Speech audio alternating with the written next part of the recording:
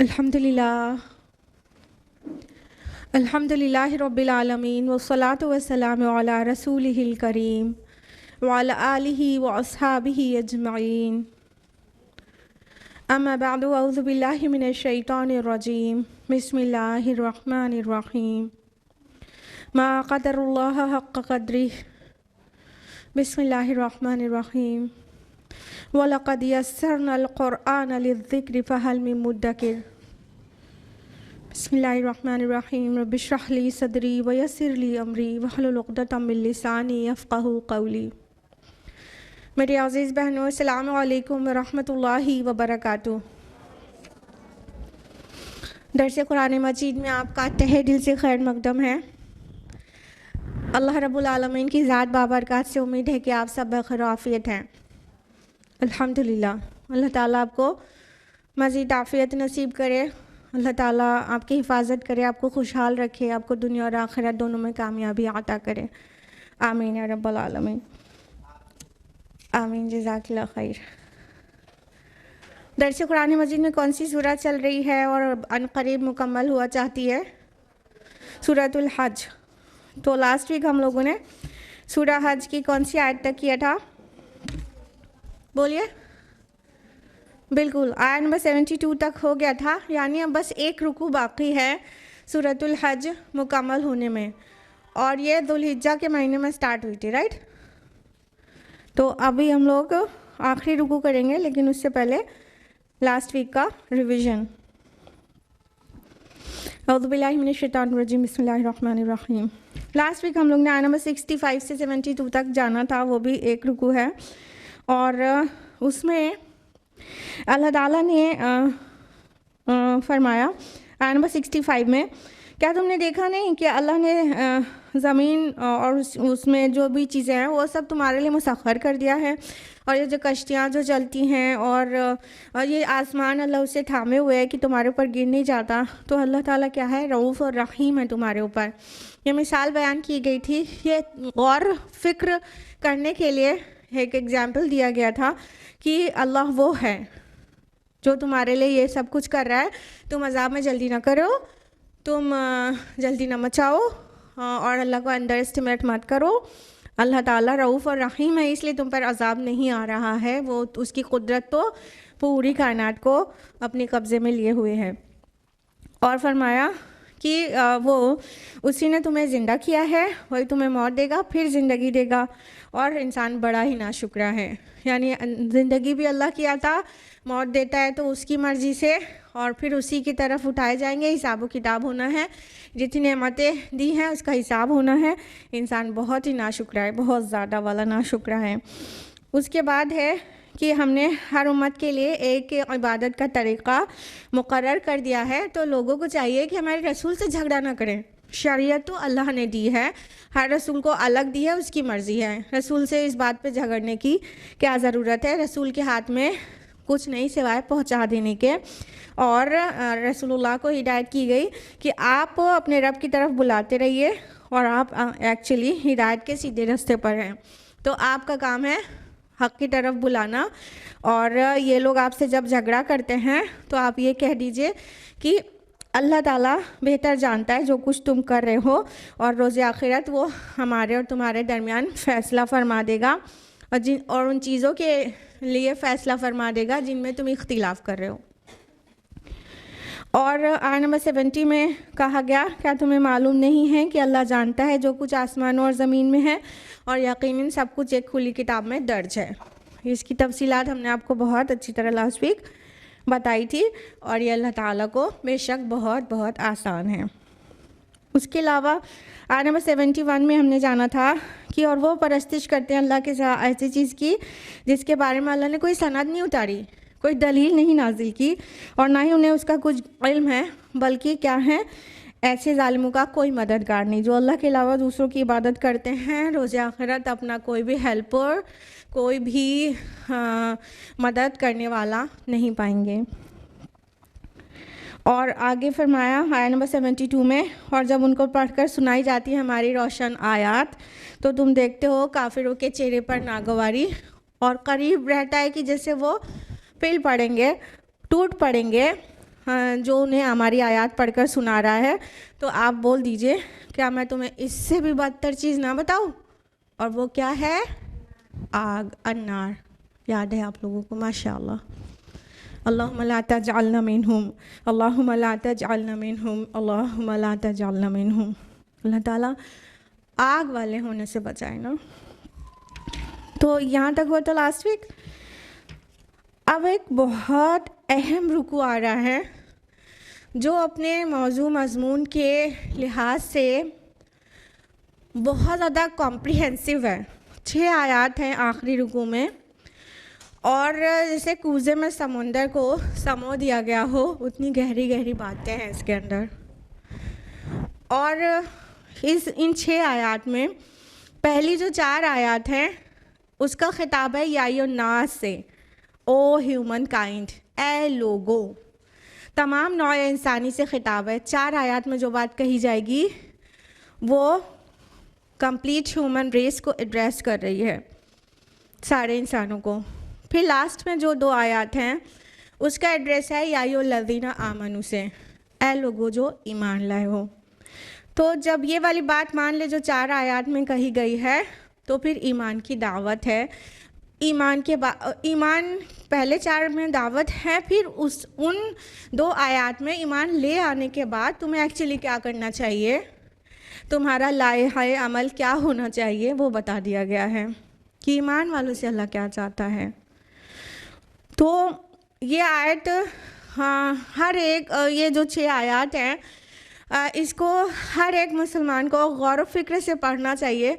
इसमें बहुत ज़्यादा कॉम्प्रिहेंसिव चीज़ें हैं, बहुत जामे बातें हैं जो इंशाअल्लाह आज हम लोग जानेंगे। इंशाअल्लाह देखते हैं आज कितनी आयत तक हो पाती है।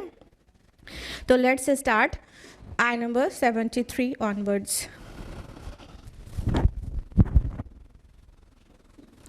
अऊज़ु बिल्लाहि मिनश शैतानिर रजीम, बिस्मिल्लाहिर रहमानिर रहीम। या अय्युहन्नास दुरिब मसलुन फस्तमिऊ लह, ए लोगो एक मिसाल बयान की जाती है, बस उसे तवज्जो से सुनो, गौर से सुनो। इन्नल्लज़ीना तदऊना मिन दूनिल्लाहि लन यख़्लुक़ू ज़ुबाबन वलौ इज्तमऊ लह, यकीनन तुम्हारे वो माबूदाने बातिल जिन्हें तुम अल्लाह के अलावा पुकारते हो एक मक्खी भी तख्लीक नहीं कर सकते, अगरचे वो सब के सब इकट्ठा हो जाएं। वहीं यसलुबहुमुज़्ज़ुबाबु शैअन ला यस्तनक़िज़ूहु मिन्हु, और अगर मक्खी उनसे कोई चीज़ छीन ले जाए तो उसे छुड़ा भी नहीं सकते। दऊफ़त तालिब वल मतलूब, किस कदर कमज़ोर है तालिब भी और मतलूब भी। अब देखिए इन 4 आयत में हम ईमानियात सलासा पाएंगे, अल्लाह पर ईमान, रसूल पर ईमान और आखिरत मेआद पर ईमान। इसको ईमानियात सलासा कहते हैं। ईमान के तो 6 पिलर्स हैं टोटल, लेकिन सबसे वो 6 में सबसे मेन जो 3 हैं, जो बाकी के 3 को भी अपने अंदर समेट सकता है, वो ये ईमानियात सलासा है। 3 पर ईमान, कौन कौन सा? अल्लाह, रसूल और आखिरत। ठीक है, इन 4 आयत में ये तीनों बात हमें मिल जाएगी। ये आयत जो है वो तौहीद पर है और शिर्क के इब्ताल को बयान करती है कि शिर्क किस कदर बातिल चीज़ है और तौहीद किस कदर एक्चुअल चीज़ है। अल्लाह ताला एक मिसाल से बात को बयान कर रहे हैं। पहली बात क्या नोटिस करें आप लोग कि कहा गया या यो नाज, ए लोगो, O human kind, O human race, ए नौ इंसानी, सारे इंसान का को एड्रेस कर रहे हैं अल्लाह ताला। जो बात आगे कही जा रही है सिर्फ अहले ईमान से नहीं, बाकी दुनिया के सारे लोगों से कही जा रही है। ठीक है, फिर क्या कहा? दोरिबा, दरबा या दरिबू जो है वो क्या, वो बयान करने को कहते हैं, कुछ चीज़ बयान करने को। यहाँ पर दरबा नहीं आया है या दरिबू नहीं आया है, दोरिबा आया है। ये अरबी जो लोग सीख रहे हैं वो बताएं कौन सा वो है, सेगा है मजहूल का। ठीक है, पता है ना मजहूल का। दोरिबा मजहूल मतलब पैसिव वॉइस, एक मिसाल बयान की जा रही है। अल्लाह ताला ये नहीं कह रहे हैं कि अल्लाह एक मिसाल बयान कर रहा है, नहीं, मजहूल में कह रहे हैं मिसाल बयान की जा रही है। क्यों? क्योंकि एड्रेस जो है वो या अय्युहल्लज़ीना आमनू से नहीं है, ए ईमान वालों से नहीं है। जो लोग ईमान ले आएंगे वो इस बात पर अटेंशन देंगे ना कि मेरा रब क्या कह रहा है। तो अल्लाह ताला ऐसे तमाम जगहों पर कहता है, अल्लाह मिसाल बयान कर रहा है। जैसे सूरह बकरा में आप देखें और दीगर मकामात पे मदनी सूरतों में कि अल्लाह ताला का खिताब कर रहा है अहले ईमान से, तो कह रहा है अल्लाह एक मिसाल बयान कर रहा है। जो अल्लाह को मानते ही नहीं वो इस तरह क्यों सुनेंगे कि अल्लाह मिसाल बयान कर रहा है, हम क्या करे कर रहा है। तो दोरिबाया मिसाल बयान की जा रही है, हिकमत को भी समझते चलिएगा। अल्लाह मिसाल बयान कर रहा है, नहीं, मिसाल बयान की जाती है। नहीं कहा जा रहा है अल्लाह कर रहा है ताकि सारी दुनिया के इंसान कान लगाकर सुने, सब सुने। और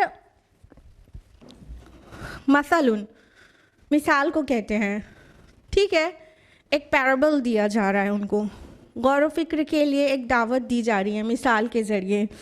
फस्तमिऊ लहू, समय यस्माऊ सुनने को कहते हैं, लेकिन इस्तमा यस्तमिऊ का जो सीगा है ये गौर से सुनने के लिए आता है। ठीक है, अगर समय यस्माऊ होगा तो सिर्फ सुनने के लिए होगा, लेकिन जब कहना होगा गौर से सुनो तो इस्तमा यस्तमिऊ में कहना पड़ेगा। यहाँ पे आया फस्तमिऊ, गौर से सुनो, कान लगाकर सुनो, ध्यान दो। जब कुरान पढ़ा जाता है तो भी यही फस्तमिऊ लह कहा गया है कि जब तुम्हारे पर वैज़ा क़ुरिअल कुरान हो, जब तुम्हारे सामने कुरान की क़िरात की जाए तो फस्तमिऊ लहू, तो उसे खामोश हो और वहाँ से तो फस्तमिऊ लहू, खामोश हो और गौर से सुनो। यहाँ पे भी आया गौर से सुनो, सिर्फ सुनो नहीं कहा गया, गौर से सुनो। तो अब जो मिसाल बयान की जा रही है उसे कान लगाकर सुनना है। ठीक है, अब मिसाल क्या बयान की जा रही है भाई? फरमाया कि यकीनन जिन्हें तुम अल्लाह के सिवा पुकारते हो वो एक मक्खी भी पैदा नहीं कर सकते। अल्लाहु अकबर। कहा गया एक मिसाल बयान की जा रही, ज़रा कान लगाकर सुनो, और मिसाल दी जा रही मक्खी की। सुभान अल्लाह। बज़ाहिर ऐसा कोई सोच सकता है थोड़ी देर के लिए, मक्खी की मिसाल के लिए कहा जा रहा है कान लगा के सुनो, लेकिन मक्खी की मिसाल में जो बात है वो बहुत ही गहरी बात है।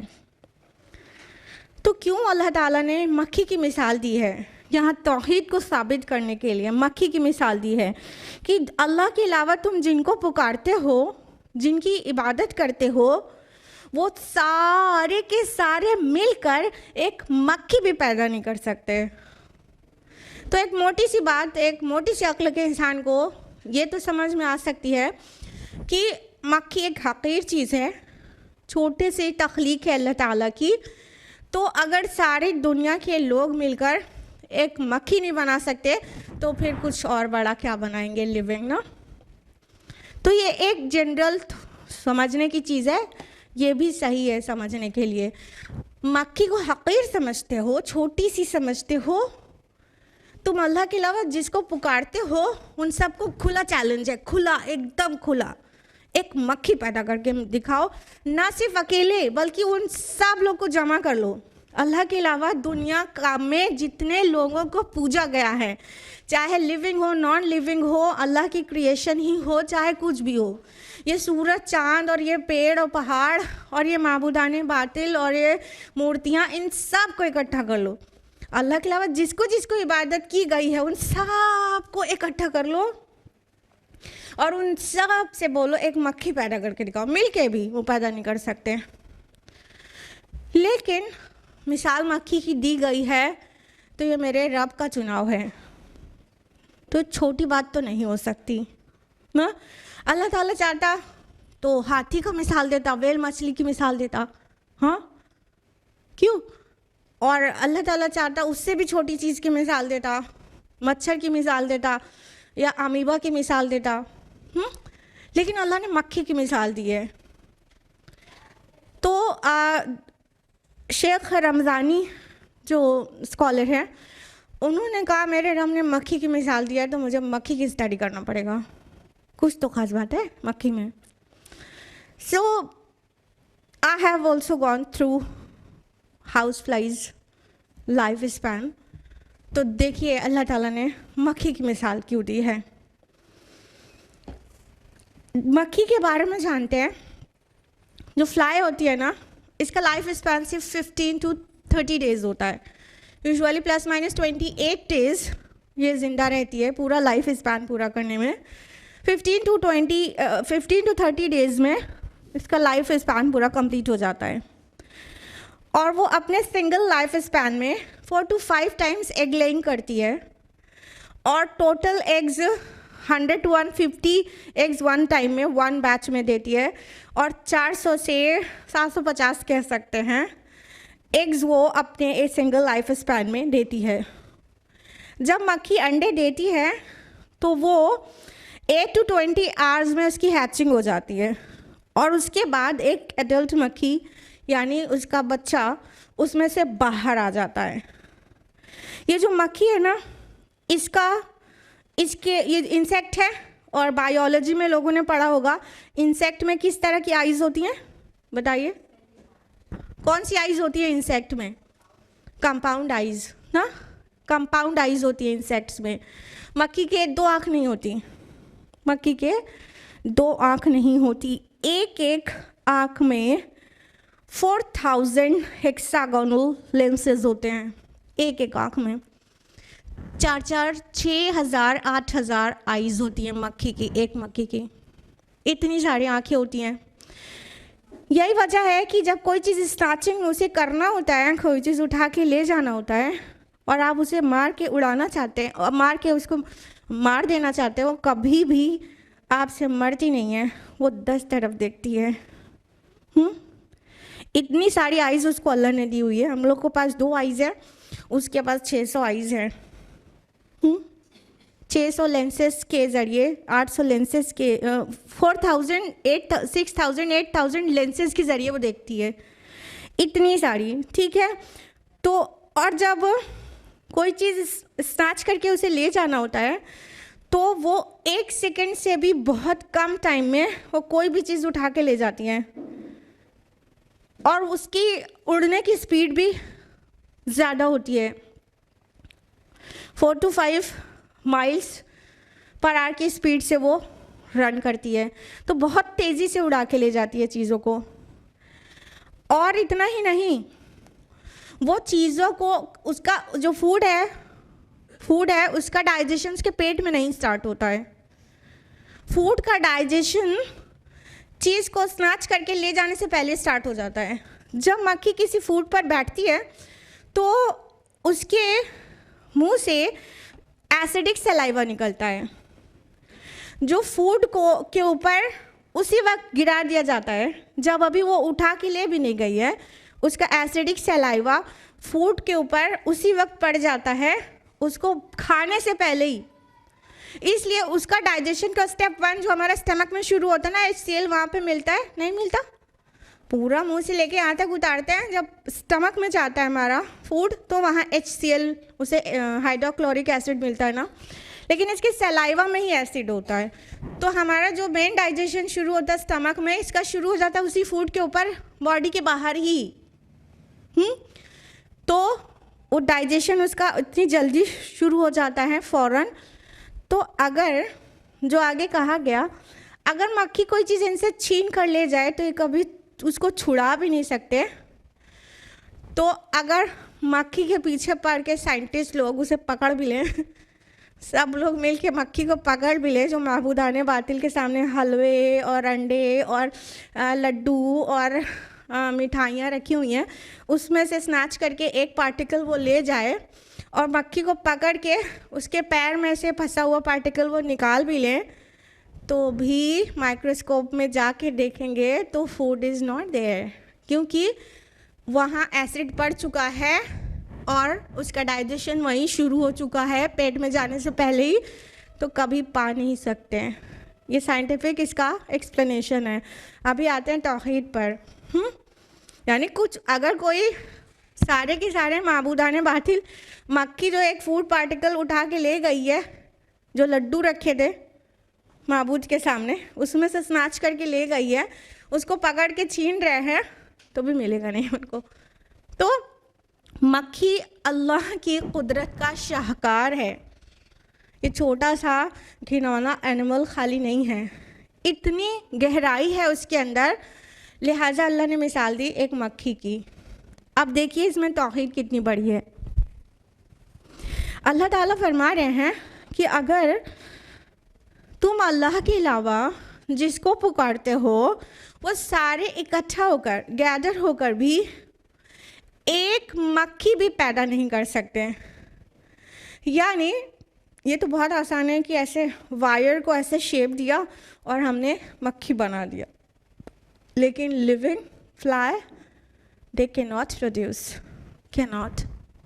अकेले नहीं, सब मिलकर भी, बहुत लोग भी मिलकर, और वो बड़े बड़े थिंकर्स, वो नई नई फिलॉसफी लेकर आने वाले, वो फिरौन ऑफ द वर्ल्ड, हाँ, वो फॉल्स आइडल्स, वो सब मिलकर भी।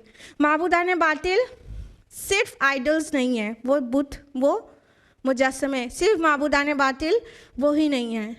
माबूदाने बातिल में हमारी फ़िलॉसफीज़ भी हैं, जो लोग सोचते हैं, बहुत सोचने वाले जो थिंकर्स होते हैं, जो फ़िलॉसफर्स होते हैं, नई नई फ़िलॉसफीज़ लेकर आते हैं और तौहीद का इनकार करते हैं, वो सारे थिंकर्स मिलकर भी एक फ्लाई नहीं बना सकते।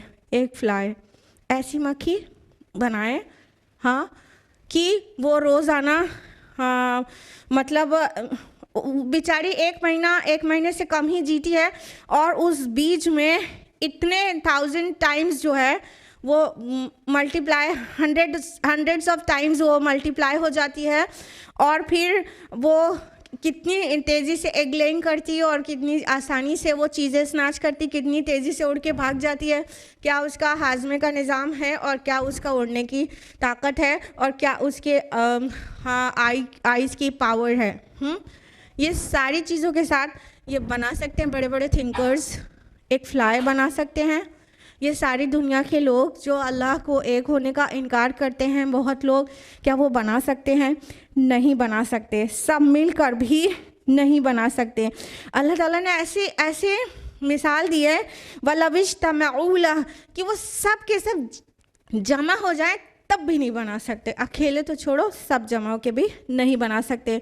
और ऐसी हिकारत बयान की है उनकी, वहीं यसलुबुहुम, अगर उनसे सल्ब कर ले कोई चीज़, मक्खी को हकीर समझ रहे हो, मक्खी एक चीज़ तुमसे ले, तुमने अल्लाह के अलावा जो माबूद बनाया उसका पूरा सीन दिमाग में लाइए कि अल्लाह के अलावा आइडल्स को पूजा जाता है, फिर उनके सामने और भी जगहों को पूजा जाता है, फिर उन हलवे और लड्डू और बूंदी और क्या क्या बताइए, शक्करपारे चढ़ाया जाता है, चाहे वो कब्र के अंदर पड़े हुए लोग हों, उनके सामने चढ़ाए जाते हैं। फिर वहाँ मक्खी भन भन आती रहती है। पूरा सीन दिमाग में लाइए।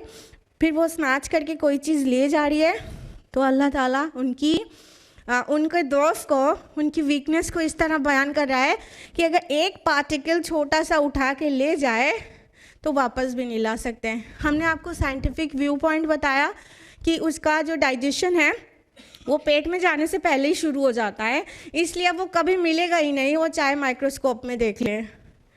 दूसरा जो इजी टू अंडरस्टैंड और तौहीद वाला जो इसकी तावील है वो ये कि कैसे हेल्पलेस है, उनको तुम पूज रहे हो, वो अपने सामने अपने लिए, उनके लिए रखा गया है ना, लड्डू शक्करपारे उनके लिए रखा गया है ना, उनके सामने एक छोटी सी अल्लाह की मखलूक उड़ा के एक चीज़ ले जा रही है उनके खाने को, और वो छुड़ा भी नहीं पा रहे हैं, मक्खी को भी हटा नहीं पा रहे हैं।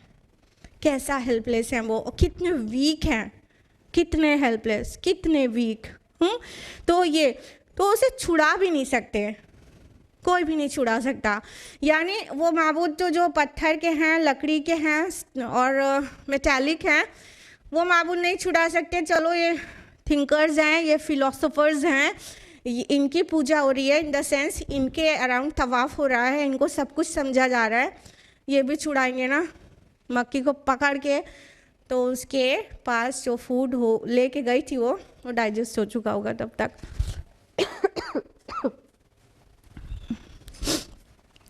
यहाँ ला यस्तनक़िज़ू जो आया है वो नाक़ज़ा से है। नाक़ज़ा का मतलब होता है पूरी कोशिश से, पूरी ताकत के साथ किसी चीज़ को छुड़ाना। सुभान अल्लाह। एक मक्खी एक छोटा सा फूड पार्टिकल लेके जा रही है और तुम मिल के सब के सब पूरी ताकत से उसको छुड़ाना चाहो, नहीं छुड़ा सकते, नहीं छुड़ा सकते। ऐसा पूरी मंजर कशी की गई है। आगे जो बात कही गई है वो बहुत ज़्यादा एम्बैरसिंग है।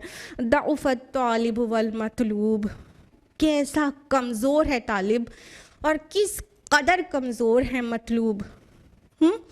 ये एम्बैरसमेंट इब्राहिम अलैहिस्सलाम ने भी कॉज किया था अपने पीपल को। तुम ये पत्थर की मूर्तियों से मांगते हो, उन्होंने भी गेम खेला उनके साथ और सबको तोड़ फोड़ डाला और एक सबसे बड़े के गले में टांग दिया अपना तीछा और उसके बाद बोला पूछो, इनसे पूछो, ये बड़ा है सबसे, इससे पूछो किसने तोड़ा। अब उनमें से जिनको अक्ल थी उन्होंने अपने दिल में थोड़ी देर के लिए सोचा था कि सच में ये हम क्या कर रहे हैं।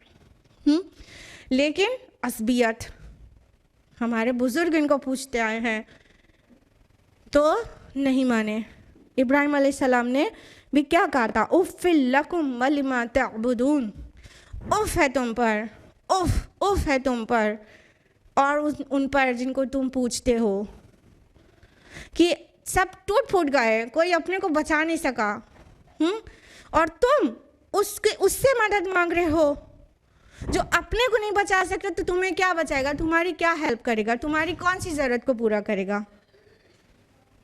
माबूदान बातिल अदद है ना अल्लाह, कोई भी हो, फिर कोई भी हो जो अपनी हिफाजत नहीं कर सकता खुद, वो तुम्हारी हिफाजत क्या करेगा। आखिर इंसान को इलाह की, माबूद की ज़रूरत है क्यों? Specially to seek help. जब मुश्किल में हो तो वो बचा ले, जब ज़रूरत हो तो वो पुकार सुन ले। हमको यही ज़रूरत रहती है ना अल्लाह की, अपने माबूद की, कि जब कहीं रास्ता नहीं नज़र आता हो तो लगता है नहीं वो तो है। तो जो अपने को महफूज ना कर सके वो आपको क्या महफूज करेगा।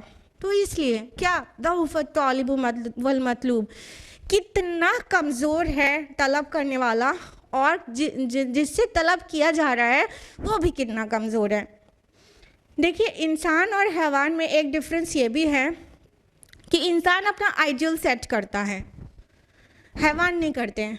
वो क्या करते हैं, वो बस अपना पेट भरते हैं, नींद पूरी करते हैं, बच्चे पैदा करते हैं, ये करते हैं, मर जाते हैं। वो कोई अपना नस्बुल-आयन नहीं बनाते हैं, कोई अपना आइडियल, अपना आदर्श, अपना रोल मॉडल नहीं चुनते। लेकिन इंसान अल्लाह ताला की वो मखलूक है जो अपना आइडियल चुनती है, जिसके नक्शे कदम पे वो चलना चाहता है, जिसकी तरह वो बनना चाहता है। तो आइडियल का चुनाव ऊंचा होना चाहिए। जब वो मतलूब है वो हायर होगा, वो ऊंचा होगा, वो ताकतवर होगा, कवी होगा, तो जो तालिब है ना वो अल्टीमेटली वो कवी होगा, वो ऊंचा होगा, उसकी सोच ऊंची होगी। लेकिन जब आइडियल ही, आदर्श ही अपना इतना हकीर चुन लेंगे तो कोलैप्स हो जाएंगे। तो उससे जो तालिब है ना उसकी कमज़ोरी का पता चलता है।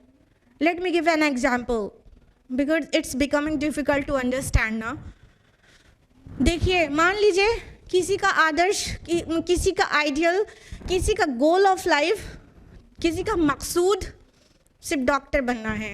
It's a good thing, that's fine. Medical pass out करके डॉक्टर बनना है, तलब वही है, ठीक। तालिब क्या तलब कर रहा है? डॉक्टर बनना। और चेज कर रहा है, नहीं मिला उसे, क्या होगा उसको? साइकोलॉजिकल इश्यूज होगा, नहीं होगा? उसका फुल फोकस, उसकी तलब जो थी वो बस इतनी थी कि डॉक्टर बनना है, और पूरा फोकस उसी पर था, और वो चीज़ नहीं मिली। साइकोलॉजिकल इश्यूज होगा। आप दूसरी तरफ आप देखें, फीफा वर्ल्ड कप में आप लोग कुछ न्यूज़ में देख ही रहे होंगे, इनॉग्रल डे पर जो रेसिटेशन था, वो जो बॉय है, he is 22 years old I think ना, उसकी लेग्स नहीं है, खाली लेग्स नहीं है उसकी, बस रिब्स तक उसकी बॉडी है। देखा है आपने? बहुत आजकल चर्चा में है ना। अब उसके बाद भी इतना टैलेंटेड है, इतना टैलेंटेड है। कैसे? आमतौर पे जो हैंडीकैप्ड लोग होते हैं वो साइकोलॉजिकल पेशेंट होते हैं नहीं होते हैं? जिसके पैर नहीं है उसको लगता है मेरे पास कुछ भी नहीं है, तो वो सिर्फ पैर ही उसका मतलूब होता है, और पैर नहीं है कोलैप्स हो जाता है। लेकिन वो बंदे को आप देख रही हैं कि कितना टैलेंट है उसके अंदर। हाँ, ना सिर्फ कुरानिक रेसिटेशन आता है, वो बहुत लर्नेड पर्सन है, इतनी कम एज में भी उसे बहुत कुछ आता है। ठीक है, तो उसकी तलब लेग्स नहीं है। अगर उसकी तलब पूरी की पूरी लेग्स होती तो क्या होता? वो कहीं रो रहा होता, जहनी मरीज होता, लेकिन उसकी तलब हाई है, तो पैर ना होने के बाद भी उसके जो विजन है उसका वो हाई है, वो कहीं कोलैप्स नहीं हुआ है। तो जिसकी तलब छोटी सी होती है उसका विजन बहुत छोटा सा होता है, और जिसकी तलब हाई होती है उसका विजन बहुत हाई होता है। जैसा हमारा मतलूब होगा वैसा ही तालिब भी होगा, इनफैक्ट उसी को चेज करेगा। अब इन सब से अलग एक मिसाल लीजिए कि किसी की तलब अल्लाह ताला है, मोमिन की, ला मतलूब इल्लल्लाह, कुछ भी तलब नहीं सिवाय अल्लाह के, ला महबूब इल्लल्लाह, कुछ भी महबूब नहीं सिवाय अल्लाह के, ला मकसूद इल्लल्लाह, कुछ भी मकसूद नहीं सिवाय अल्लाह के। उसकी टांगे ले लो, उसका नस्बुलैन छूटेगा नहीं, उसका विजन मिशन टूटेगा नहीं। उसकी आँखें ले लो, वो नहीं कोलैप्स होगा। उसकी समात बसारत, उसकी क़ुव्वत सलाहियत, बहुत सारी चीज़ ले लिया जाए, लेकिन वो कभी भी टूटेगा नहीं, क्योंकि उसका मकसूद अल्लाह ताला है, और वो कभी नहीं गुम होता, वो कभी नहीं छिनता, वो कभी गायब नहीं होता, वो कभी दूर नहीं होता। तो जब तलब ऐसी होगी, हमारा मतलूब अल्लाह ताला होगा, तो हम कभी भी कमज़ोर इंसान हो ही नहीं सकते। लेकिन अगर हमारा मतलूब जो है नाचने गाने वाले लोग होंगे, तो फिर वैसे ही इंसान वजूद में आएंगे जैसे सोसाइटी में अभी हैं, कमज़ोर, निहायत कमज़ोर। और फिर वो गोल वो अचीव नहीं कर सके तो बिल्कुल से जहनी मरीज़। तो जितना बड़ा आइडियल सेट करते हैं, अपने को भी उतनी ही हिम्मत होती है कि वैसा चेज करने की कोशिश करते हैं, उसकी क्वालिटीज़ को अपने अंदर एब्जॉर्ब करने की कोशिश करते हैं, और दिन ब दिन हम हायर होते चले जाते हैं। लेकिन जब आप छोटा सा गोल सेट करते हैं, हकीर सा, दुनियावी, मामूली सा, तो फिर वो मिला तो भी कोई हम बहुत काबिल नहीं हो जाते, नहीं मिला तो हम बर्बाद हो जाते हैं। तो ये जब पत्थरों की मूर्तियों को जब कब्रों के अंदर सो रहे मुर्दों को अपना मतलूब बनाएंगे, तो वो तालिब कितने कमज़ोर होंगे। उनका तो मतलूब ही हेल्पलेस है, वो अपनी खुद हेल्प करने के में कैपेबल इनफ नहीं है, तो वो कैसे उनकी हेल्प करेंगे, और उनका नस्बुल ऐन कैसे ऊंचा होगा, कैसे हायर होगा। बहुत कमज़ोर लोग वजूद में आएंगे। यही वजह है कि अपनी सोसाइटी में बहुत सारे कमज़ोर लोग हैं। जहाँ तक इसकी तफसीरी बात है, तो यहाँ पर इब्न अब्बास कहते हैं कि तालिब जो है वो मक्खी है और मतलूब बुत है। एक और तफसीर में इससे बिल्कुल उल्टी है कि तालिब बुत है और मतलूब मक्खी है। और इन जनरल ऐसे समझ सकते हैं कि जो तालिब है वो पुजारी है और जो मतलूब है वो माबूद है। ठीक है, तो जब जितना तलब हमारी अल्लाह ताला होगा तो फिर हर इंसान जो तौहीद वाला इंसान है, मुवक्हिद, उतना स्ट्रांग और फौलादी वजूद में आएगा, जिनको लोगों ने विटनेस किया बद्र में 313 फौलादी मोमिनीन 1000 के लश्कर पर फाते हुए थे। तो जब तौहीद होती है तो ताकत होती है, विजन होता है, मिशन होता है, कॉन्फिडेंस होता है और किसी से भी ना डरने का एक आज़म होता है, एक हौसला होता है, किसी से भी नहीं डरता। जब मतलूब अल्लाह ताला होता है तो ना किसी का डर होता है, ना किसी का दबदमा महसूस होता है, नथिंग। इतना स्ट्रांग पर्सन वजूद में आता है। ये मेरी थोड़ी बहुत स्टडी है और अभी बढ़ाना है। एक्चुअल कॉन्फिडेंस आता है तौहीद से। जितना अल्लाह दिल में है और अक़ीदे से लेकर पूरे मतलब अपने मिजाज तक हर वक्त अल्लाह ताला अल्लाह ताला अल्लाह ताला याद है, वो बंदा इतना कॉन्फिडेंट होता है, दुनिया की किसी ताकत से नहीं डरता। और ये छिपकली और कॉकरोच से डरने वाले तो बहुत मजाक का मेरे लिए मौजू है। ख़वातीन एक कॉकरोच देख लेती हैं, हाय चीखने लगती हैं। हाँ, इतना कमज़ोर इंसान तभी हो सकता है जब उसका ईमान बहुत कमज़ोर हो। और जिन भूत प्रेत इससे उससे हर चीज़ से डरे जाना, ये सिर्फ तभी हो सकता है जब ईमान बहुत मजबूत हो, अल्लाह ताला के साथ रिलेशन बहुत वीक हो। जिसका अल्लाह के साथ रिलेशन बहुत स्ट्रांग होता है और उसकी तलब अल्लाह होता है, जिसका मकसूद अल्लाह होता है, जिसकी सब कुछ अल्लाह ताला होता है, वो कभी भी किसी चीज़ से न डरता है, न रोब खाता है और न ही मुश्किलात के वक्त बिखरता है। तो अल्लाह को अपना मतलूब बनाएं, ना कि गैरुल्लाह को, किसी को भी नहीं, किसी को भी नहीं। इवन अगर रसूलुल्लाह से भी शिद्दत की मोहब्बत हो गई तब भी मुश्किल आ सकती है, जैसा कि थोड़ी देर के लिए उमर रज़ी अल्लाह अन्हु पे आ गई थी। आपको पता है, ऐसा नहीं कि सहाबा पे कोई डाउट कर रहे हैं। आप देखिए उमर रज़ी अल्लाह अन्हु और अबू बकर रज़ी अल्लाह अन्हु दोनों के रिस्पांस में कितना बड़ा डिफरेंस था जब रसूलुल्लाह सल्लल्लाहु अलैहि वसल्लम की विसाल की खबर आई थी।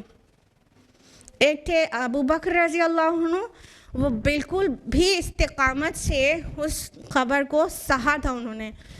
किसी भी मुसलमान के लिए इससे बड़ी दुख की खबर हो ही नहीं सकती कि उसके रसूल का विसाल हो जाए, या तो बाद के टाइम में उसे वो चीज़ पढ़ने या सुनने को मिले, और जो तकलीफ़ होनी चाहिए वो किसी भी चीज़ में नहीं होनी चाहिए, ना होती है मोमिन को।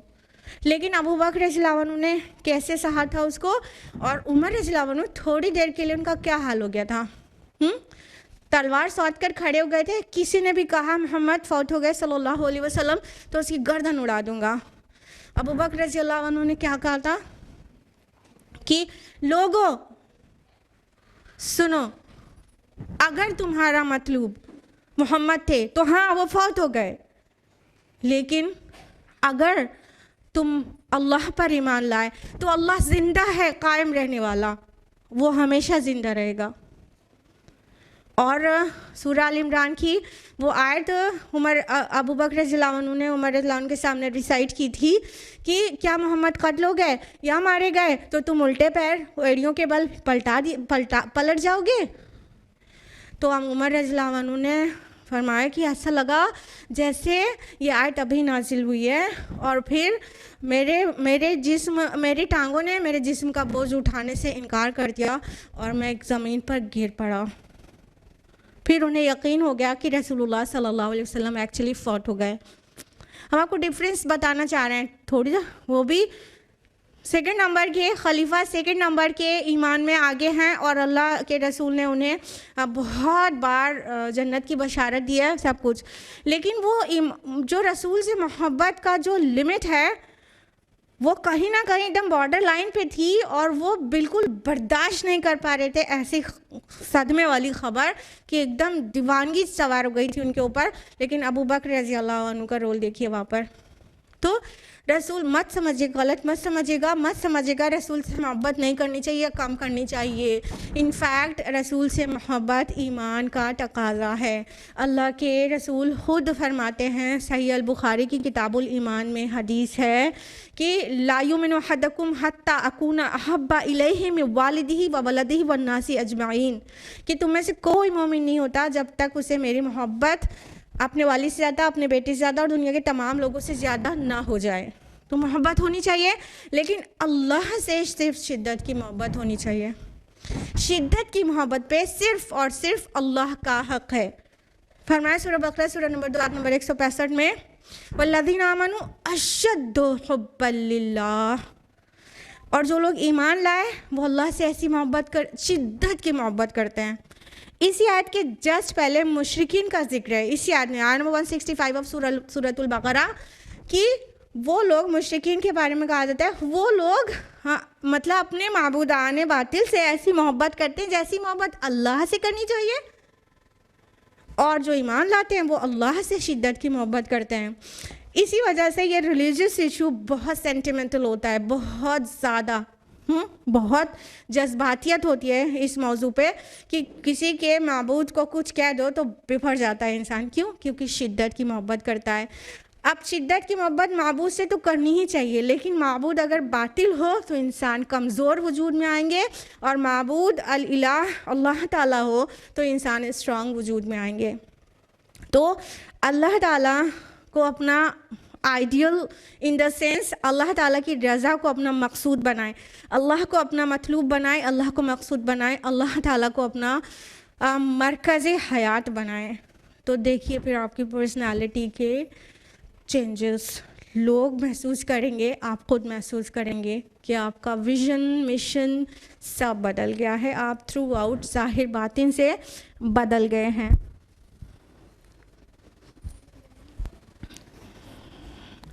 देखिए आइडियल ऊंचा बनाने की एक मिसाल और देना चाहते हैं। जैसे इंसान है, किसी फसील को के ऊपर चढ़ना चाहता है, कोई बाउंड्री है और बहुत ऊंची दीवार है, तो एक कमंद फेंकी जाती है ना। अब इस कमंद में फेंकने वाले के बाजू की ताकत का पता चलता है कि वो कितनी ऊपर कमंद फेंक सकता है। जितनी उसके बाजू में ताकत होगी वो उतनी ही ऊंचाई पे कमंद फेंक सकता है, और फिर चढ़ेगा तो फिर उतनी ही ऊंचाई तक चढ़ सकता है। जिसकी बाजू की ताकत ही कमज़ोर हो और वो बहुत ऊंचाई तक कमंद ना फेंके तो वो उससे ऊंचा चढ़ नहीं सकता।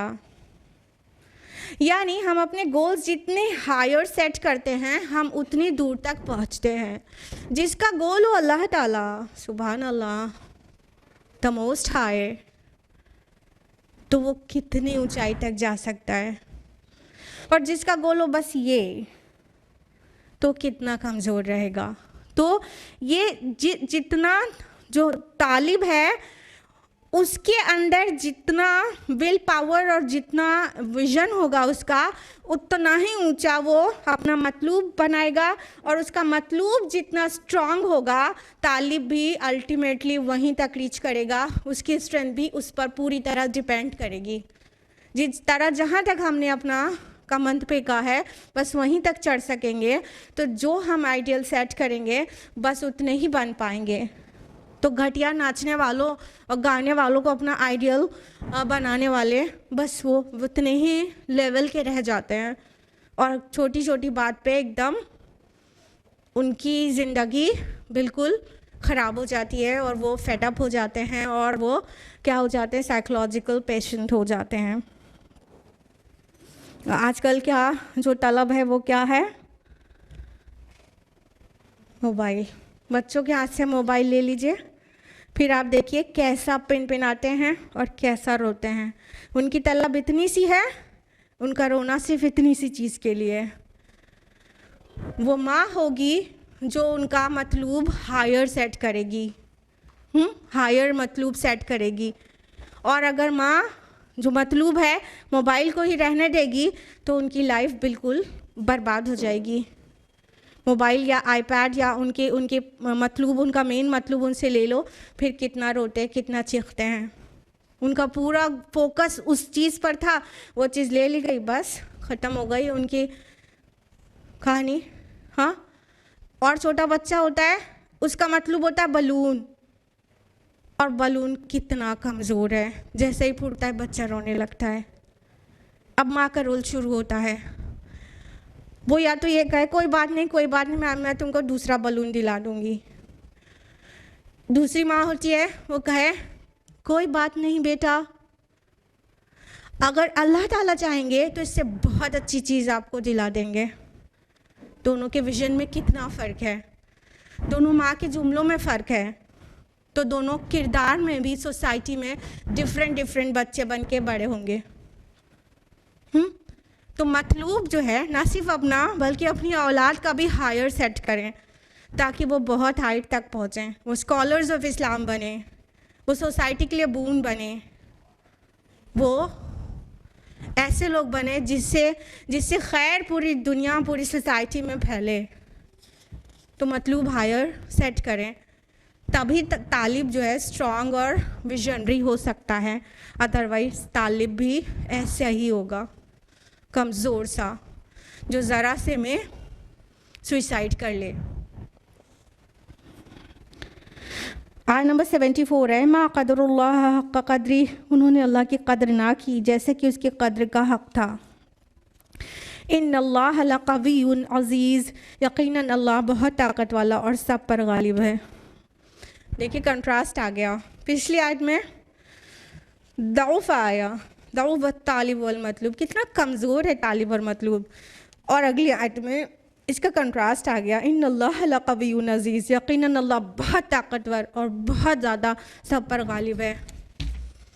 कमज़ोर और ताकतवर, कंट्रास्ट आ गया। अब क्या मतलब है इस आयत का, मा क़दरुल्लाह हक़्क़ क़द्री, तुमने अल्लाह की कद्र ना की जैसा कि उसकी कद्र का हक़ है। अरबी ज़ुबान में कद्र कहते हैं अंदाज़े को, तकदीर इसी से बना है, तो अंदाज़े को कहते हैं और वैल्यू करने को भी कहते हैं, ठीक है। तो अगर इंसान ने अल्लाह ताला का सही अंदाज़ा किया होता, if we would have estimated अल्लाह सुब्हानहू व तआला करेक्टली, तो क्या होता, शिर्क वजूद में आ ही नहीं सकता था। एक्चुअली अल्लाह ताला की मारिफत की कमी ही शिर्क के वजूद में आने का वजह है। बिलीव मी, अल्लाह ताला को जब पहचानेगा इंसान, उसके सही अंदाज़ा करेगा, अंडर एस्टिमेट नहीं करेगा, करेक्ट एस्टिमेट करेगा, तो रूए ज़मीन पे से शिर्क ख़त्म हो जाएगा। अल्लाह को सही से नहीं पहचान पाया, अल्लाह ताला की मारिफत ही नहीं है, जब वो नहीं समझ पाया तो क्या हुआ कि शिर्क वजूद में आ गया। देखिए इंसान अल्लाह ताला का अंदाज़ा कैसे करता है, वही है मतलूब जब किसी का छोटा होता है तो उसका विज़न भी बहुत नैरो होता है, ठीक है। उसने माबूद किसी की इबादत करनी चाहिए और गारे और मिट्टी से वैसी शक्ल बना दी जैसी उसकी खुद की है, एक सर है, दो हाथ है, दो पैर हैं, उसने अपने माबूद के भी एक सर, दो हाथ, दो पैर बना डाले। अल्लामा इकबाल का एक शेर है पर्शियन में, मेरा बरसूरत ख्वेश आफरीदी बरून ख्वेश तन आखिर चदीदी। तू चला था माबूद बनाने और क्या बना बैठा, तू तो अपने जैसा ही दो हाथ और वैसी बॉडी बना बैठा जैसा खुद तेरी है, तूने अपने आप को बना दिया, तूने अपने ही को देखा था मिरर में, वैसे ही माबूद को एस्टिमेट कर लिया, माबूद भी ऐसा ही होगा, उसका सर होगा, दो आंखें होंगी, दो हाथ होगा, दो पैर होगा, तूने उसको वैसा एस्टिमेट कर लिया, तो वैसा बना दिया। तो इंसान जिसने अपना मतलूब लोअर सेट किया है तो उसका विज़न ना बहुत नैरो होगा, जिसकी वजह से वो अपने माबूद को भी वैसा ही तसव्वुर कर लेगा, अपने जैसा, माज़अल्लाह। लेकिन क्या है, रियलिटी में ये नहीं है। किसी के जहन में है जो माबूद है ना वो बादशाह है, बादशाह है, अच्छा तो बादशाह की वो भी होते हैं, प्रिंस और प्रिंसेस होते हैं, तो अल्लाह के बेटे और बेटियां गाड़ डाली, अस्तगफिरुल्लाह। बादशाह के आयाने सल्तनत होते हैं जो उसके काम में, उसके कंडक्ट में हेल्प करते हैं, तो उसको रिप्रेजेंट करते हैं समटाइम्स जब वो एब्सेंट हो, उसके नायबीन होते हैं आयान मुमलिकत, तो उसके भी अल्लाह ताला के भी कुछ सिफारिशी बना दिए कि तो बादशाह के कुछ करीबी लोग होते हैं जिनसे अगर सिफारिश करो तो वो वहाँ तक पहुँचा देते हैं, तो अल्लाह के भी सिफारिशी बना डाले कि इनको प्लीज़ कर लेंगे तो वो अल्लाह तक हमारी बात पहुँचा देंगे और हमको बख्शवा देंगे। तो किसी ने ऐसा करके फरिश्तों को अल्लाह की बेटियां कह दिया, उज़ैर अलैहिस्सलाम और मसीह अलैहिस्सलाम को अल्लाह का बेटा कह दिया। ये सब किस लिए? ये सब इनकी नैरो सोच की वजह से, नैरो सोच की वजह से कि जैसे बादशाह होता है तो वैसे ही अल्लाह ताला है, माज़अल्लाह। तो इतना थोड़ा सोचा, उसी तरह से पूरा प्लान किया और उस तरह से शिर्क वजूद में आ गया। आज साइंस एडवांस हो चुकी है, कल तो ये इतना आसान नहीं था आसान। पीछे अल्लाह ताला ने याद दिलाया ज़मीन और आसमान के बारे में कि दिन और रात का आना जाना, उसकी गर्दिश में निशानियां हैं।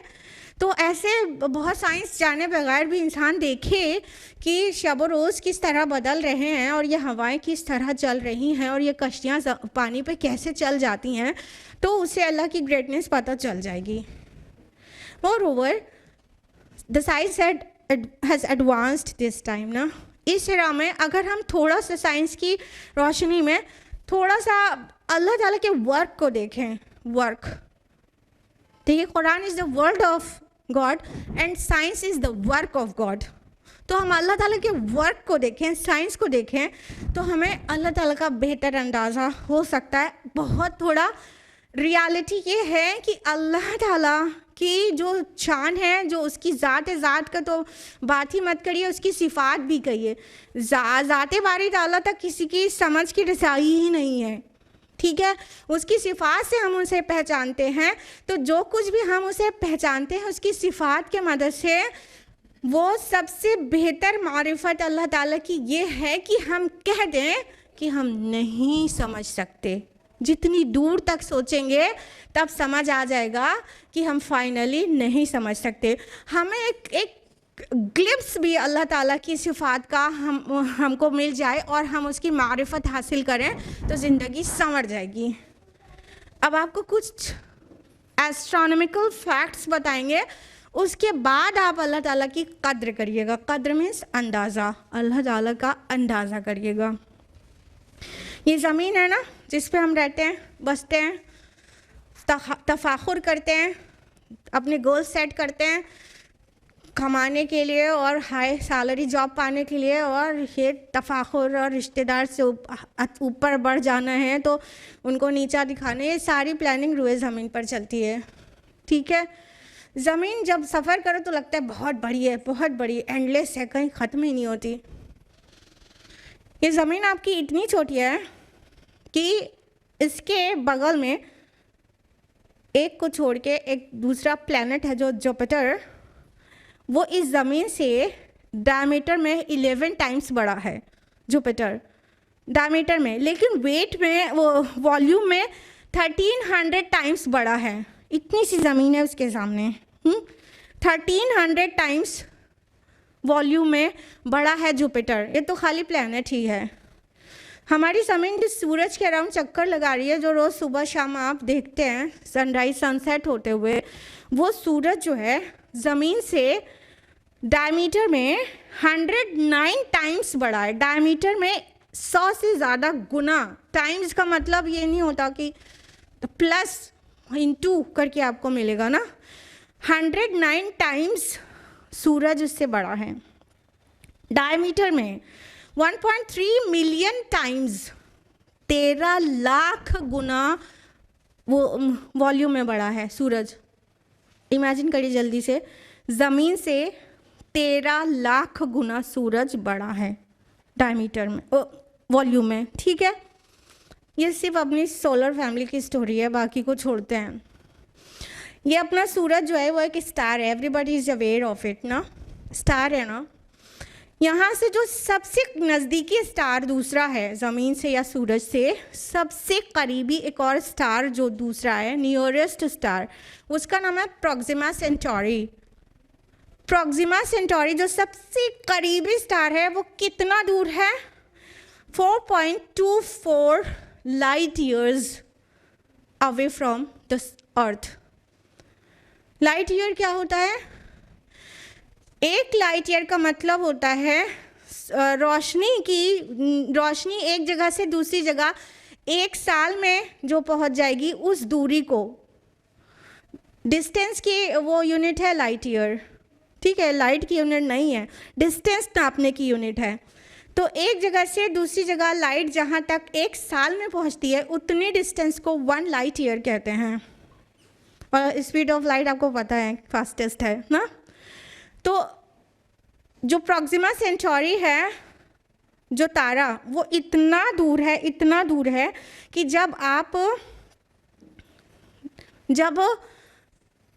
आप रात में आसमान में बहुत सारे सितारे देख रहे होते हैं, मिलियंस ऑफ स्टार्स देख सकते हैं आप अंधेरी रात में, जब आप गाँवों में हो, शहर में ना हो, ज़्यादा एकदम तारों से पूरा भरा रहता आसमान। वहाँ पे जो सबसे करीबी सितारा है उससे 4.5 साल से ज़्यादा टाइम से वहाँ से लाइट चली थी, तब आज आपने देखी है। इतना दूर है, जो करीबी है, सबसे नियरेस्ट है। और फिर उससे बाकी और दूर हैं, और दूर हैं, और दूर हैं। ये करीबी स्टार का बता रहे हैं, मिल्की वे गैलेक्सी के अंदर का हाल बता रहे हैं। अपना पूरा solar family milky Way Galaxy का एक हिस्सा है, कहकशाएं जिसको कहते हैं। मिल्की वे गैलेक्सी सिर्फ एक गैलेक्सी है, ठीक है। मिल्की वे गैलेक्सी में ये हम अपने सूरज से बहुत ज़्यादा ब्राइट और बहुत ज़्यादा बड़े और बहुत ज़्यादा मास वाले स्टार्स भी हैं। और टोटल स्टार्स हैं 100 बिलियन स्टार्स। 1 बिलियन जो है 1 अरब का होता है, 100 करोड़ का। 1 बिलियन 100 करोड़ का होता है। 100 बिलियन स्टार्स हैं खाली अपनी मिल्की वे गैलेक्सी में। अब ये मिल्की वे गैलेक्सी है। There are many galaxies reported, many, बहुत सारी। Andromeda galaxy, Antennae galaxy, backward galaxy, black eye galaxy, butterfly, cigar, comet galaxy, बहुत सारी। टोटल जो एस्ट्रोनॉमर्स का जो एस्टिमेट है वो क्या है कि 100 बिलियन गैलेक्सीज हैं जो ऑब्जर्वेबल हैं यूनिवर्स में। 100 बिलियन, 100 अरब गैलेक्सीज, स्टार्स नहीं। एक गैलेक्सी मिल्की वे गैलेक्सी है, स्पाइरल गैलेक्सी है वो।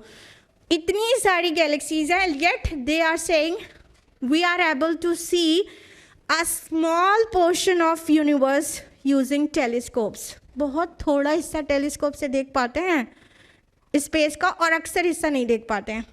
अब हम आपको स्पेस में क्यों घुमा रहे हैं, अब आप जल्दी से पॉइंट पर आ जाते हैं। आपको अर्थ से सफ़र कराया, सूरज से मिल्की वे गैलेक्सी, मिल्की वे गैलेक्सीज से 100 बिलियन गैलेक्सीज, और वो स्पेस का एक छोटा हिस्सा है। और ये जो पूरी स्पेस है ये पहला आसमान है जिसको समाए दुनिया कहते हैं।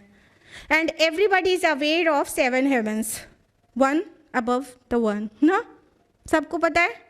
ये जितनी बात हम बता रहे हैं ये सब समाए दुनिया से बिलोंग करती है। उसके डिस्टेंस को आप किसी तरह तसव्वुर में नहीं ला सकते जब आप अपने स्टार से बगल वाले स्टार के डिस्टेंस को तसव्वुर में नहीं ला पा रहे हैं। 4.24 बिलियन लाइट ईयर्स अवे है हमसे ना। जब एकदम बगल वाले सितारे की डिस्टेंस को आप पूरी लाइफ टाइम में नहीं कवर कर सकते, बगल वाले सितारे पे अगर आपको जाना हो किसी स्पेस शटल पे बैठ के, ये ट्रेन पे और एरोप्लेन पे नहीं, स्पेस शटल पर बैठ के, तो लाखों साल लग जाए बगल वाले स्टार पहुंचने में। ठीक है, अभी आपको समझ आ रहा है डिस्टेंस। फिर बाकी स्टार्स मिल्की वे गैलेक्सी में फिर बहुत सारी गैलेक्सीज, फिर पूरा स्पेस। ये सिर्फ क्या है, ये समाए दुनिया है, ये पहला आसमान है। यहाँ से इसके ऊपर एक और आसमान, एक और, उसकी ग्रेटनेस अल्लाह ही जाने। ठीक है, 7 आसमान के ऊपर क्या है, अर्श है अल्लाह ताला का। और वो अर्श, स्कॉलर्स की ओपिनियन है कि ये जो समाए दुनिया है और उसके ऊपर जो अर्श है, अर्श और उसके ऊपर कुर्सी है, उसके ऊपर अर्श है। तो ये स्कॉलर्स की राय है, आई हैवंट गॉट एनी हदीस रिगार्डिंग दिस, स्कॉलर्स की ओपिनियन है कि ये पूरा समाए दुनिया कुर्सी के सामने ऐसा है, पूरा समाए दुनिया, पूरा space, time and space complex, ये पूरा आसमान कुर्सी के सामने, अल्लाह की कुर्सी के सामने ऐसा है जैसे रिंग इन द डेजर्ट। एक बड़े सहरा में एक छोटी सी अंगूठी पड़ी हो, छल्ला, वो आपको ढूंढना जितना मुश्किल है, ये पूरा हेवन अल्लाह की कुर्सी के सामने उतना छोटा सा है। और अर्श उसके ऊपर है। वो अर्श की हकीकत ये है कि अर्श के सामने कुर्सी is like ring in the desert. अब ये हमने खाली अर्श तक बताया है, उस पे मुस्तवी रब्बुल आलमीन के बारे में कुछ नहीं बताया। अब ये आपके इमेजिनेशन पे छोड़ रहे हैं कि आप अपने रब की ग्रेटनेस को खुद समझें कि वो रब है आपका जिसका अर्श ऐसा है। अर्श के नीचे कुर्सी को, ना अर्श को इमेजिन कर सकते हैं, ना कुर्सी को इमेजिन कर सकते हैं, ना 7 हेवंस को, ना समाए दुनिया को, ना एक गैलेक्सी को, ना उसके अपने बगल वाले स्टार को, इतना पास वाले। अब आप दिमाग में लाइए, वो है रब्बुल आलमीन। मा क़दरुल्लाह हक़्क़, उन्होंने अल्लाह को एस्टिमेट ना किया जैसा एस्टिमेट करने का राइट था, नहीं पहचाने। तब ये मिट्टी के और लोहे के और लकड़ी के माबूद बना बैठे, ये कब्रों में मदफून अशखास को उसके हम पल्ला बना बैठे। इन्होंने अल्लाह की कद्र नहीं की जैसे अल्लाह को ही कद्र करने का हक़ था। अभी कुछ बहुत थोड़ा सा समझ आ रहा है कि आपका रब कितना ग्रेट है। सुभान अल्लाह, जब आप रुकू करते हैं तो कहते हैं सुभान रब्बियल अज़ीम, तो इमेजिन करते हैं कि आपका रब कितना अज़ीम है। जब आप सजदा करते हैं तो कहते हैं सुभान रब्बियल आला, तो इमेजिन करते हैं कि आप किस रब को सजदा कर रहे हैं जो कितना आला है। यानी उसकी ज़ात और उसकी सिफ़ात को नहीं समझ पाना ही उसकी मारिफत है कि अल्लाह हम नहीं समझ सकते। जब मूसा अलैहिस्सलाम ने कहा है रब मुझे याराए नज़र दे कि मैं तुझे देखूं, तो अल्लाह ने क्या कहा, लन तरानी, तुम मुझे नहीं देख सकते। और सिर्फ एक तजल्ली फरमाई, वो अल्लाह ताला का व्यू नहीं था, वो रिफ्लेक्शन था। व्यू और रिफ्लेक्शन में फ़र्क समझ रहे ना। वो जैसे ये रोशनी है, वो रोशनी को देखना तो बहुत दूर की बात, उसका रिफ्लेक्शन जो यहाँ पड़ रहा है उसकी बात हो रही है। रिफ्लेक्शन, वो जो रिफ्लेक्शन था उसने पूरे पहाड़ को जला दिया और मूसा अलैहिस्सलाम बेहोश होकर गिर गए। वो है आपका रब। मा क़दरुल्लाह हक़्क़ क़द्री इन्नल्लाह लक़विय्युन अज़ीज़, यकीनन अल्लाह बहुत ताकत वाला और सब पर गालिब है। तुम ऐसे ज़ईफ़ मतलूब बना के बैठे हो, अल्लाह कवी है और अज़ीज़ है, तुमने उसे नहीं पहचाना इसलिए शिर्क कर रहे हो। उम्मीद है हम थोड़ा सा भी अल्लाह ताला की मारिफत दिला पाने पे थोड़ा सा भी कामयाब हुए होंगे। अब उस आयत को आप बार बार गौर करिए, मा क़दरुल्लाह हक़्क़ क़द्री, तुमने अल्लाह की कद्र नहीं पहचानी, तुमने नहीं पहचाना कि अल्लाह ताला के क्या अंदाज़ा है, सही अंदाज़ा नहीं किया तुमने, इस वजह से आसानी से शिर्क कर बैठे। अब बताइए, जो अल्लाह ताला की मारिफत हासिल कर लेगा, पूरी मारिफत किसी को हासिल हो ही नहीं सकती इल्ला ये कि उसके रसूलों को हुई हो, या वो भी अल्लाह ही जाने। हाँ, तो उसके बाद अल्लाह के साथ किसी और को माबूद करार देगा, या उसके बाद उसकी नाफरमानी करेगा, या उसके बाद उसके सामने बगावत करेगा, या बेखौफी इख्तियार करेगा, या गुनाह करेगा, मनमानी करेगा। जिसको अल्लाह की मारिफत हासिल हो जाती है उसकी ज़िंदगी संवर जाती है, उसके आमाल सज जाते हैं, डेकोरेट हो जाते हैं। अल्लाह की मारिफत में ही हमारा विज़न है, हमारी अज़मत है, हमारी डिग्निटी है, अगर हमने उसे पहचान लिया। और अगर बिल्कुल उसी तरफ से हम बेनियाज हैं उसको पहचानने, उसकी मारिफत हासिल करने से, तो हम ऐसे ही कमज़ोर, हक़ीर, ज़लील किस्म के इंसान बन के जिएंगे और मर जाएंगे। अल्लाह ताला तौफ़ीक़ दे कि हम उसकी मारिफत हासिल करने की कोशिश करें और अल्लाह की पहचान दूसरों को भी कराएं और अपना फ़र्ज़ अदा करें। आमीन या रब्बल आलमीन। व आखिर दावाना अनिल हम्दुलिल्लाहि रब्बिल आलमीन। वस्सलामु अलैकुम व रहमतुल्लाहि व बरकातुहू।